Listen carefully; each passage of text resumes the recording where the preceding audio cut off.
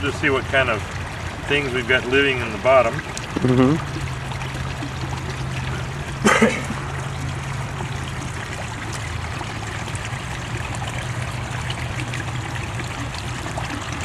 And these are all living organisms you see hanging on all over this rock. Yeah. So they're consuming things. There's usually a bunch of egg pods from snails. I'll have to find a different rock. One that's only about half submerged if I can find one.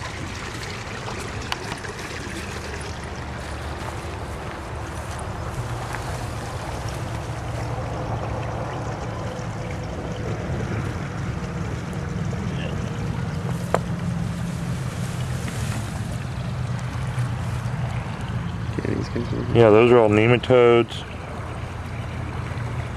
All kinds of things. Awesome. And of course there's a million rocks in here, so it's all habitat. Yeah. Kind of like the owl boxes. You build the habitat, they'll come. Totally. Well, in this case we built the habitat with the water.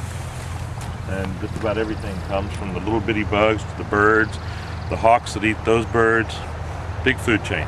These are my aerators. No moving parts. And it doesn't wear out. It lasts for many, many years. There's a little bit of maintenance involved in pulling plants when they get too big, but we just go toss them in on the side of the pond. Yeah. Again, this pond was purple, right, and it smelled when we first got here. Really bad, to the point where we got complaints from the freeway. But so, you know, all this water is getting here via gravity, runs through here, overflows, creates this filamentous fungi. And what I just pulled, you see the little white clouds everywhere on the bottom? Yeah. Okay, so I just pulled off of one of those. And we'll go put that in the microscope and see what we see. Cool. But so this is one of those, the equivalent of about 2 of those 10-horse motors as far as the aeration that I'm getting. Yeah. But I'm using about 1.5 horses to do this. When this last winter after harvest, one of the larger water reclamation firms in California came to visit and did a basic audit, and came back to me telling me that I was operating on about 20% of the power that they would have designed in, and that my water was probably 3 times cleaner than anything they would have ever described that I should be looking for. Nice. So, and the fact that my children and grandchildren won't be trying to figure out how to pay the big electric bill is a nice deal. They asked if they could take ideas and share them, and I said absolutely, that's the whole idea. Nothing's sustainable if you don't share the information with others. It needs to be viral as far as being environmental. And one of the things that, you know, I'm often reminding people is that being environmental most often means being efficient. Efficiency leads to profitability as well. So when people tell me that they can't be environmental, they can't afford to be, I usually straighten them out pretty quick, tell them to bring me their electric bill, show them how to reduce that and what to do with that money. Next thing you know, it's 20% and so on and so forth. Yeah. You get it going in the right direction. Change the mind, the body will follow. I don't see it as more. I think our benefit, if it does cost more, I think our benefit outweighs the investment. Yeah.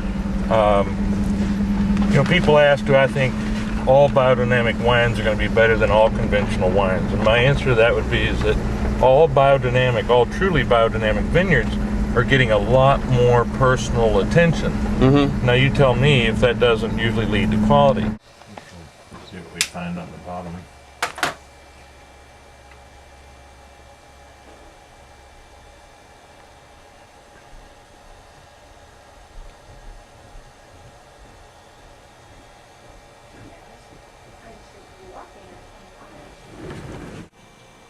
It'll take a second for your camera to adjust to it, probably. Very cool.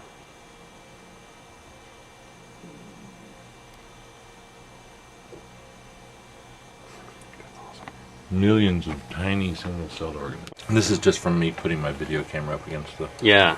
But and this is at pretty high magnification. But you can see each of these is a stalked ciliate, and then it comes up and it's got this like an octopus looking Little hydra type of thing on top. Looks like sea anemones or something. Yeah. So the water is very clean because of these guys, but I wouldn't drink it because of these guys. Yeah.